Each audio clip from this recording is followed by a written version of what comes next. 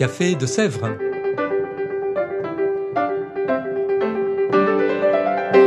Au Café de Sèvres, on discute philosophie et théologie.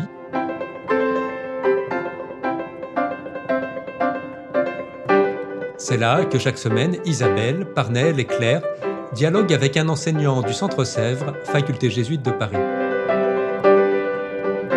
L'émission d'aujourd'hui est animée par Isabelle de la Garandrie. Chères auditrices, chers auditeurs, bonjour, bienvenue dans ce nouvel épisode du Café de Sèvres. Nous recevons aujourd'hui Marc Rastoin. Marc, bonjour. Bonjour. Marc Rastoin, vous êtes jésuite, bibliste, enseignant ici même au Centre Sèvres, mais aussi à l'Institut biblique à Rome. Et nous vous recevons car vous donnez ce semestre au Centre Sèvres un cours intitulé « Introduction aux lettres de Paul ». Donc nous allons parler de Saint Paul aujourd'hui. Alors déjà, très simplement, qui est Paul et comment savons-nous quelque chose de lui ? Paul est l'un des très rares pharisiens d'avant 70 que nous connaissons. Je reprends presque une blague, on va dire, de Jean-Noël Aliti, c'est-à-dire qu'effectivement, dans les textes de la tradition juive, on remonte parfois à Hillel, à Shammai, ou au grand Tanaïm de la génération du début du IIe siècle, Akiba, Ishmaël. Mais bon, nulle raison de mettre en doute le fait que Paul était un juif pharisien. Luc nous dira qu'il était de la cité de Tars, en Cilicie. Pourquoi pas, il n'y a aucune raison de mettre ça en doute, même si dans ses lettres lui-même n'en parle pas. Qu'il était citoyen romain, ça aussi lui-même n'en parle pas, mais pas de raison non plus de le mettre en doute. Et donc c'est quelqu'un qui appartient, donc là il y a une vraie différence avec les autres apôtres de Jésus, qui appartient à l'élite, on va dire à l'élite économique, culturelle de l'Empire. Il appartient au top 0,1%, on va dire, de la société. Il a une excellente formation rhétorique. Sa famille était sans doute dans le métier des fabricants et marchands de tentes. Là aussi, Luc nous le dit, on sait que Tars traitait beaucoup les tissus de l'Anatolie centrale, donc ça fait du sens. Et on pense d'ailleurs que sa famille aurait reçu la citoyenneté romaine en raison de cette activité, puisque plusieurs grandes armées romaines sont passées par Tars en moins 55, en moins 60, voilà, avec Crassus, avec Pompée. Donc ça pourrait être, c'est une hypothèse évidemment, on n'en sait rien, mais ça pourrait être l'une des raisons qui font que la famille de Paul aurait eu la citoyenneté romaine pour service rendu à l'armée romaine. Donc un citoyen romain, quelqu'un aussi qui appartient à la classe des personnes cultivées, fortunées. Alors, quelle est plus précisément son histoire et pourquoi ces lettres sont-elles parvenues jusqu'à nous ?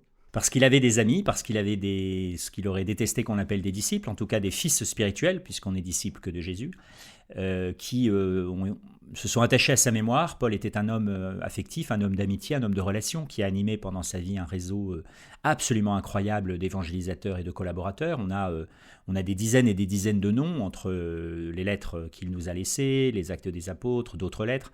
Donc, quelqu'un qui a animé sans doute le principal et le plus efficace réseau d'évangélisation de la première génération, alors même qu'il n'aurait pas dû être considéré comme un apôtre, puisqu'il n'avait pas connu Jésus selon la chair, comme il le dit lui-même, qui n'avait pas été à Jérusalem au moment de la résurrection, ce qui est quand même un petit peu la première qualité pour être apôtre. Mais il a bénéficié d'une apparition personnelle de Jésus, qui pose question, sur lequel il dit somme toute assez peu de choses lui-même. Nous avons tous en tête le récit des Actes des Apôtres, évidemment, et on a même un cheval qui n'est pas là, mais qu'on aime bien. Voilà, mais il dit quand même en 1 Corinthiens 9, « N'ai-je pas vu le Seigneur ?» Et ça, c'est la première qualité de l'apôtre. Donc il a eu, par un privilège spécial, quelques années après la Passion et la Résurrection, disons vers 33-34 traditionnellement, une apparition de Jésus ressuscité. Alors, selon Luc, sur la route de Damas, pourquoi pas ? Aucune raison de mettre ça en doute. Luc nous aurait dit c'est à Bethléem, on aurait dit bon, t'exagères un peu, mais enfin sur la route de Damas, pourquoi pas, et qui fait de lui un apôtre. Et quelqu'un qui était donc à même d'entrer en dialogue avec le gouverneur de Chypre, avec le trésorier de la ville de Corinthe, avec des gens cultivés de la haute société hellénistique. Et de son histoire, est-ce qu'on sait d'autres choses que ce fameux récit de la conversion de Saint Paul ? Eh bien, oui, il y a plusieurs éléments, une fois de plus, qui nous sont donnés par Luc et qu'on n'a pas de raison de mettre en cause. Moi, il y a un passage qui est très peu connu, que je trouve très émouvant. Au début des Actes, Luc laisse entendre que les frères emmenèrent Paul à Tars, chez lui, il va chez lui. Et moi, il me paraît évident que quand quelqu'un vient de rencontrer le Christ, il cherche à l'introduire à sa famille. Or, à la fin du livre, Paul va à Jérusalem, va être menacé de mort, va y avoir un complot de fanatiques à Jérusalem pour le tuer, et il va être sauvé par son neveu, le fils de sa sœur. Déjà, il y a beaucoup de gens qui ne sont pas au courant que Paul avait une sœur et donc un neveu. Et on se dit, mais pourquoi ce neveu est au courant ? Il est au courant parce qu'il appartient à ce groupe, en fait, parce qu'il est, comme était exactement son oncle 30 ans avant. Et il a à choisir, et c'est assez cornélien, entre la fidélité à son groupe religieux et aux engagements qu'ils ont pris, d'éliminer un hérétique, on va dire, et sa famille, et de revenir aux vacances de Noël, pour ainsi dire. Ah maman, tiens, faut que je te dise un truc, on a lapidé tonton en fait à Jérusalem il y a 2 mois. Et donc, comme vous le savez, il choisit de sauver son oncle, de sauver la vie de Paul, en prenant de gros risques personnels. Donc, on connaît ses amis, Prisca, Aquilas, d'autres, Tite, Timothée, Sosthène, enfin des gens très importants de son premier réseau. Et en partie quand même, voilà cette anecdote familiale. Luc nous dit qu'il a étudié à Jérusalem, on pourrait dire sans doute dans la fin de la période de son éducation première. Il y a eu tout un débat, c'était dans ma thèse un peu une question, à quel âge il est arrivé à Jérusalem. C'est pas en fait si décisif, parce qu'aujourd'hui on sait que on pouvait continuer des études en grec assez poussées à Jérusalem, où les gens connaissaient bien le grec, et qu'en tant que pharisien à Tars, il pouvait parfaitement continuer à travailler la Bible en hébreu et les méthodes rabbiniques, pré-rabbiniques, on va dire, à Tars. Donc il est peut-être arrivé entre 17 et 20 ans, un truc comme ça, 17 et 22 ans, il a étudié à Jérusalem. Luc nous dit sous l'autorité de Gamaliel. Bon, là, on a une petite tension, parce que normalement, Gamaliel, c'est un descendant d'Hillel, c'est plutôt les gens gentils, on va dire, et puis le méchant, c'est Shammai, comme dans la série The Chosen. Donc, comme Paul paraît pas vraiment exactement gentil quand il persécute l'Église au début, c'est une vieille question. Pas vraiment. C'est une vieille question des exégètes allemands, notamment de l'après-guerre. Est-ce que Paul était un Hillélite ou un Shamaïte ? Bon, là, peut-être que Luc pousse un peu les choses pour nous faire comprendre d'abord que Paul a eu la meilleure éducation juive possible. Et Gamaliel était un grand nom, et qu'en tout cas son fanatisme de l'époque ne doit rien à ce maître qui est plutôt présenté positivement dans les actes quand même, Gamaliel. D'accord, donc quel que soit le maître, finalement, quelqu'un qui a suivi quand même tout un cursus d'études, et on a quand même quelques éléments sur sa vie. Alors vous donnez plus particulièrement un cours d'introduction aux lettres de Paul. Alors on a quelques idées en tête, mais quand on parle des lettres de Paul, de quoi parle-t-on exactement, quel corpus ? Alors, bien sûr, les choses sont encore disputées, c'est normal, il y a peu de choses en exégèse où il y a 100% des gens qui sont d'accord. Il y en a quand même. Par exemple, 100% des gens sont d'accord pour dire que Luc est un paulinien. 100% sont d'accord pour dire que la lettre aux Romains est de Paul. Bon, il y a des choses un peu de base. Après, voilà, en gros, la théorie standard, on va dire, c'est qu'il y a 3 groupes de lettres qui se répartissent. Donc, on aime à parler d'une trajectoire paulinienne qui va donc des années 48-50 pour la première, la lettre aux Thessaloniciens, jusque pour la deuxième à Timothée, on est peut-être vers 95. Donc 3 groupes de lettres qui sont sous l'autorité et la mémoire de Paul. Les lettres dites authentiques, qui sont généralement au nombre de 7, de 1 Thessaloniciens jusqu'à Romains, avec parmi elles le billet Philémon, qui n'est pas vraiment une lettre, qui est vraiment un billet privé, à un individu privé, c'est la seule dans toutes les lettres.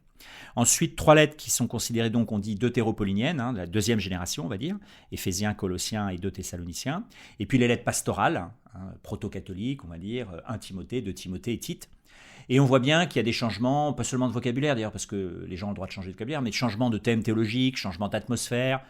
On voit bien qu'on maintient la mémoire de l'apôtre, mais on sent bien que l'apôtre, il n'est plus là. Enfin bon, par pas mal d'arguments, on peut arriver à la conclusion qu'elles ne sont pas de sa main, ce qui ne change rien à leur statut canonique. Et au fond, c'est ce qu'ont fait les gens qui ont transmis ces lettres. Paul continue à parler, Paul continue à être vivant, un peu comme à la fin des Actes, vous savez, Paul est dans sa maison à Rome, et puis il parle du royaume, il enseigne l'évangile. Et voilà, donc Paul finalement ne meurt pas, il est toujours là, il continue à parler. Et c'est ça qui a fait que ces lettres nous sont parvenues, ont été constituées en collection sans doute assez tôt, à la fin du 1er siècle. Et on fait aussi que sa ligne théologique, on va dire, qui était très contestée de son vivant, Paul était minoritaire et contesté de son vivant, finalement l'a emporté, notamment après 70, ce qui fait que les pauliniens, ça représente plus de la moitié maintenant du Nouveau Testament, puisqu'on a à la fois les lettres de Paul, qui fait un quart, on va dire, et puis Luc, qui fait un autre quart, avec Luc et les Actes.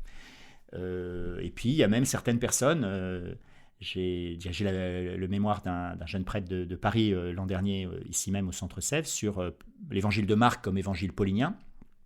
Bon, c'est une C'est pas une thèse complètement nouvelle du tout, il y a beaucoup de travaux là-dessus depuis des décennies, mais disons que ça gagne un peu de terrain depuis 20-30 ans, et il y a des arguments assez convaincants pour dire que Marc est tout autant paulinien que pétrinien. Donc on voit bien une importance majeure de saint Paul, que ce soit dans les lettres ou aussi donc, chez les évangélistes. Néanmoins, on voit aussi en regardant ces lettres qu'elles s'adressent à différentes communautés. Pourquoi aussi toutes ces communautés, ces destinataires? Les différentes églises, vous voulez dire ? Oui, les différentes églises. Alors, c'est là où on a un petit paradoxe. En gros, tous nos manuels, tous les cours commencent, je pense que tous les éditeurs le savent, on dit « Saint Paul a écrit des lettres aux communautés qu'il a fondées ». Bon, pour régler des problèmes, encourager, dire « je ne peux pas venir maintenant, merci de m'avoir envoyé de l'argent, je passerai bientôt, j'apprends qu'il y a des divisions chez vous. Par ailleurs, sont arrivés des missionnaires itinérants envoyés par Jacques qui disent ceci et cela, je ne suis pas d'accord avec eux, etc. » Et puis il y a la lettre aux Romains. Paul n'a pas été à Rome, il n'a pas fondé l'église de Rome. Et il écrit sa plus grande lettre, sa lettre vraiment testament, où il synthétise toute sa pensée, à une église en fait, dont on ne sait pas qui l'a fondée. A priori pas un apôtre. Et comme il dit, je ne peux annoncer l'évangile que là où personne n'a été avant, c'est ce qu'il dit plusieurs fois dans ses lettres.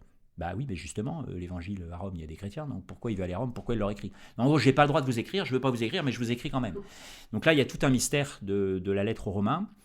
Et là, personnellement, j'aime bien une hypothèse qui est faite depuis un demi-siècle, qui est placée un peu sous le nom de Günther Bornkamm, un exégète allemand, qui dit qu'au fond, le véritable destinataire de la lettre aux Romains, c'est la communauté de Jérusalem, en fait. C'est-à-dire que Paul ne peut pas se dire de but en blanc, j'écris à Jérusalem. Ils vont dire, mais tu es qui pour nous écrire? Quelle autorité? Mais comme il est, je développe l'hypothèse jusqu'au bout, il est à Corinthe, à l'automne, on est en septembre, il dit qu'il va être à Jérusalem pour la Pentecôte, et vous savez qu'à l'époque, il y avait la fermeture de la mer, c'est-à-dire qu'il y avait les bateaux commerciaux ne circulaient pas pendant les tempêtes entre le 1er novembre et le 1er avril, mettons, 1er mai. Donc Paul sait que sa lettre va arriver à Rome, que de Rome, par contre, on sait qu'il y a des bateaux, les bateaux de la poste impériale, le blé, il y a des Rome-Alexandrie, Rome-Césarée, ça continue à tourner même l'hiver. Et donc que sa lettre va pouvoir, comme par accident, mais en réalité tout a été organisé, arriver à Jérusalem. Et Paul dit en fond avec cette lettre, qui est vraiment de fait sans doute sa dernière, son testament, voilà vraiment ce que je pense, jugez-moi sur ce que je dis vraiment.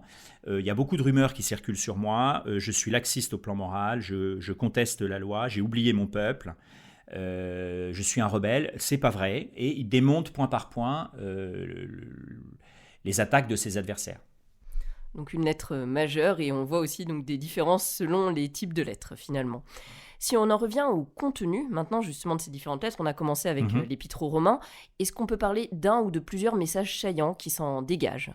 Alors c'est un vieux débat énorme en théologie biblique sur peut-on faire une théologie de Paul? Est-ce que c'est une théologie complètement cohérente et systématique, j'allais dire là encore à l'allemande, ou est-ce que c'est une théologie d'occasion et que ma foi Paul pourrait changer d'avis, écrire ceci là, ceci à d'autres? Bon. Moi je pense qu'il y a une cohérence profonde, qu'il y a des thèmes permanents, et il y a un certain nombre, on va dire, de disques qui sont certainement des choses qu'il a élaborées dans le cadre de l'évangélisation, par exemple l'histoire d'Abraham, où Paul, au fond, a un argument qui est quand même pas très compliqué, qui consiste à dire, Abraham, qui est le premier à la naissance du peuple, qui était païen par définition au départ, et quand Dieu lui dit, Abraham eut foi en Dieu, et cela lui fut compté comme justice, il n'était pas circoncis. Donc la circoncision ne peut pas être une condition à l'entrée dans le monde de la foi, à l'entrée dans la foi. Donc pas une condition au baptême, alors sans doute qu'il y avait des chrétiens qui disaient, oui, donc il n'y a pas une condition au baptême, mais enfin, il faut le faire juste après. Paul dit, non, voilà, c'est non pertinent, c'est indifférent. Si tu l'es, c'est bien, si tu l'es pas, c'est pas grave. Donc, voilà. Alors les thèmes, moi je dirais, pour moi, dans la lecture, je me situe un peu dans ce qu'on appelle la nouvelle perspective sur Paul. Le thème central de Paul, c'est l'union dans la communauté et l'union de toutes les églises entre elles. C'est quelqu'un qui s'est mis au service de l'unité des églises chrétiennes. Et c'est pour ça qu'il monte à Jérusalem, parce qu'il ne peut pas accepter que l'œuvre de sa vie soit détruite. Il ne peut pas accepter que si des anciens à Jérusalem, le successeur de Jacques ou de Pierre, disent non, les chrétiens de Paul, oui, c'est pas mal, mais c'est pas complètement le deuxième niveau, le 2.0. Il leur manque des choses, ça Paul ne peut pas accepter. Et il va dire, donc Galates, si ils ne me reconnaissent pas, j'aurais couru pour rien, en vain. Donc c'est pas une question sociologique, c'est vraiment une question ecclésiologique, théologique. Il veut l'unité dans l'Église, même sacrement, même baptême, même Eucharistie, quelles que soient les origines, blanc, noir, juif, grec, homme, femme, esclave, homme libre, petit, grand, c'est l'égalité fondamentale dans la communauté. Ça, pour moi, c'est l'axe central. Donc vraiment un message très important et qui peut d'ailleurs un petit peu contraster avec certaines choses qu'on peut entendre par ailleurs sur Paul en se disant et en se focalisant sur certains passages qui sont difficiles à recevoir pour nos oreilles contemporaines. Je pense notamment à certains passages sur la femme qui sont abondamment mentionnés dans les débats actuels. Alors est-ce que les lettres de Paul peuvent encore nous apporter quelque chose pour aujourd'hui ? Alors cette question notamment de la place de la femme, elle était déjà brûlante à l'époque, elle a suscité beaucoup de débats et elle l'est encore aujourd'hui. Alors on peut dire on est marqué par le fait que, on va dire dans l'histoire en général d'ailleurs, au moins jusqu'à la Réforme, les lettres qui ont dominé c'est Éphésiens et Colossiens, dans lequel le propos sur les femmes, notamment Éphésiens 5, femmes soyez soumises à vos maris, est élu à tous les mariages catholiques entre le Concile de Trente et 1968. Donc ça a créé des traces. Alors moi je suis de la majorité qui pense qu'effectivement c'est pas de la main de Paul. On va dire qu'en gros, il y a eu une forme de patriarcalisation du discours paulinien entre les premières lettres et les dernières. D'un point de vue théologique, ça ne nous règle pas le problème de dire que c'est pas de Paul, parce que nous c'est tout aussi inspiré. Je veux dire, Timothée c'est dans le canon, Éphésiens c'est dans le canon. Donc il faut essayer de comprendre et de voir que justement on n'est pas des fondamentalistes de l'écriture. Les écritures on les reçoit aujourd'hui avec l'esprit qui nous est donné, qui est tout autant l'Esprit Saint qu'à l'époque. Paul lui-même est sans doute l'auteur le plus égalitaire de tout le Nouveau Testament. Ça, il faut quand même bien se le redire. Quand il dit dans 1 Corinthiens 7, femme, tu ne t'appartiens pas, tu appartiens à ton mari, bon là, tout le monde applaudit, sourit, on est bien d'accord. Et il ajoute immédiatement, Marie, tu ne t'appartiens pas, tu appartiens à ta femme. Réciproquement, pareil. Ça, évidemment, c'était quand même complètement inouï. Donc Paul aime les formulations plutôt égalitaires.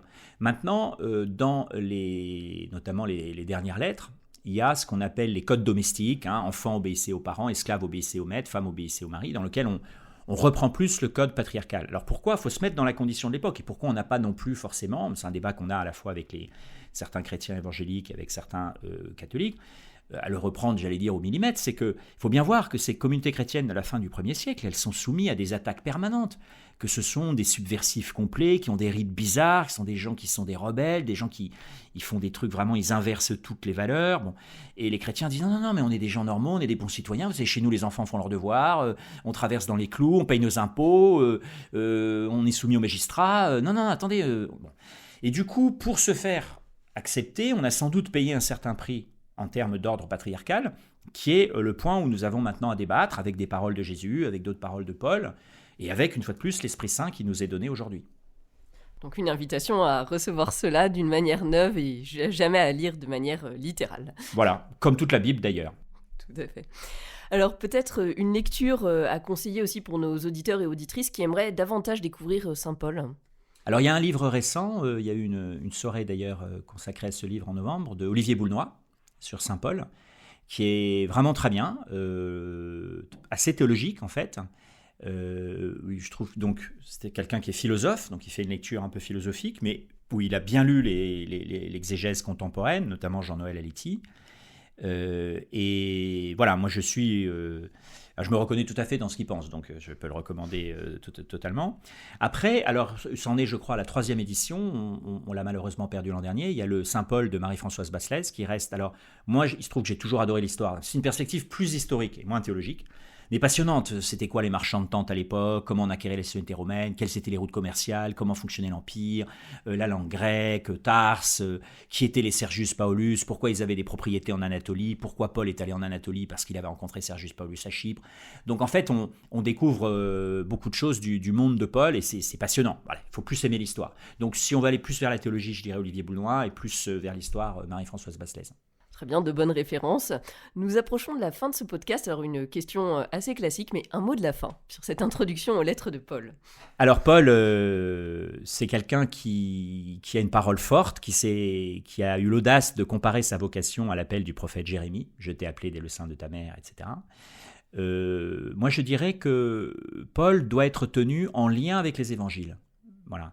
Je suis convaincu qu'au plan théologique, ce qui est le problème un peu avec la perspective luthérienne, il y a un énorme écart entre Jésus et Paul. Moi, je pense qu'il n'y avait pas tant d'écart que ça entre Jésus et Paul. Voilà, c'est une position un peu originale, mais je pense que Paul, au fond, quand Jésus disait « ce ne sont pas ceux qui disent Seigneur, Seigneur, mais ceux qui font la volonté de mon Père », eh bien, Paul aurait dit « mais tout à fait, je suis absolument d'accord », c'est-à-dire que la foi se met en œuvre par l'amour. Et c'est la formule qu'il utilise dans Galates, la foi doit être énergumène. Moi, j'aime bien cette formule de Paul. La foi doit être énergumène, c'est-à-dire énergumène, se mettre dans des œuvres. Et donc, je ne vois pas non plus de contradiction avec Jacques. Donc, je pense qu'il y a une cohérence très profonde dans le Nouveau Testament entre Paul, Jacques et Jésus, qui est bien sûr une insistance forte sur la foi, mais une foi qui se traduit dans la vie. Eh bien, merci beaucoup, Marc Rastouin. Merci à vous. Et chères auditrices, chers auditeurs, nous nous retrouvons prochainement pour un nouvel épisode du Café de Sèvres. Au revoir.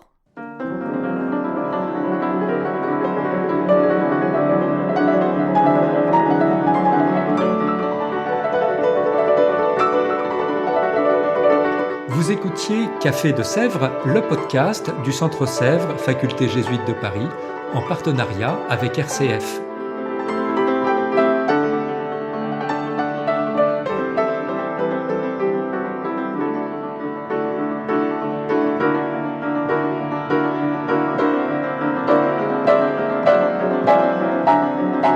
Pour ne rater aucun épisode, abonnez-vous sur votre application préférée. Spotify, Deezer, Apple Podcast ou Google Podcast.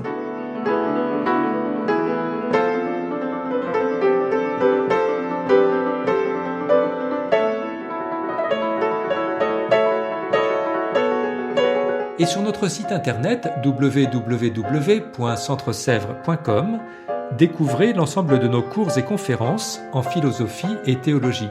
À bientôt.